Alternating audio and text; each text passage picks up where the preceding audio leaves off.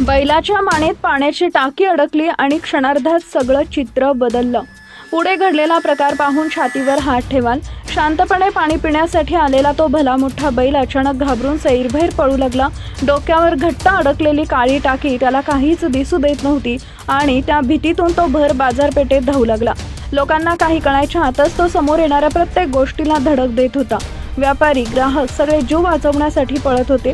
त्या बैलाने एका माणसाला जोरदार धडक दिली आणि वातावरणात एकच ओरड सुरू झाली। काही क्षणातच संपूर्ण बाजारपेठेत गोंधळ, भीती आणि धावपळीनं भरून गेली। हा प्रकार पाहणाऱ्यांच्या अंगावर अक्षरशः काटा आला। पण अशा भयानक परिस्थितीतही काही तरुण पुढे सरसावले। जीवाची पर्वा न करता त्यांनी त्या बैलाला थांबवण्याचा प्रयत्न सुरू केला। बैल अजूनही घाबरलेला धडपडत होता, पण हळूहळू लोकांनी त्याला वेढा घालून शांत करण्याचा प्रयत्न केला। मोठ्या कष्टाने आणि धाडसाने त्यांनी त्याच्या मानेत अडकलेली टाकी काढून टाकली